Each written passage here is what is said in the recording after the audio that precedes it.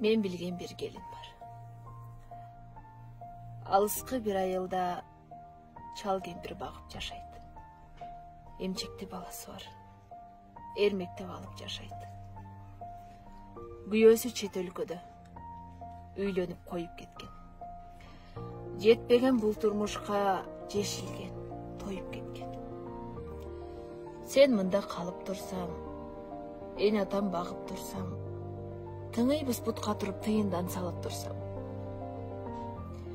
деп жарын таштап кеткен. Далга таптап кеткен.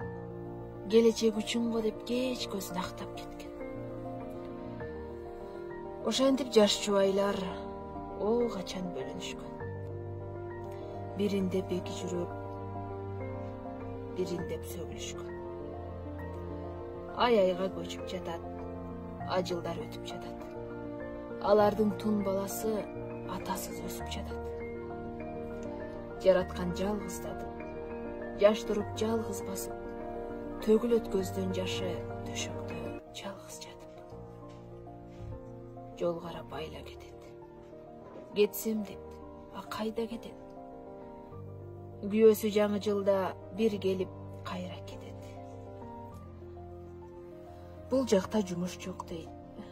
Көп чыдап туруш жок дейт. Кетпесем болбойт эркем. Кааласаң уруп сок дейт.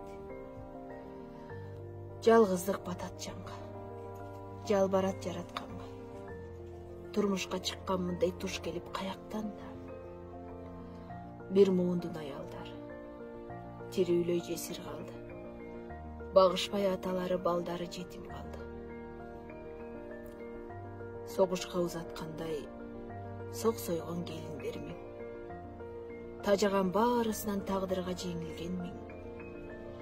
Көздөн ким алыс болсо, көңүлдөн ырак калат. Жаздыкта жалгыз жатып жаш келин карап барат. Куралсыз мындай согуш.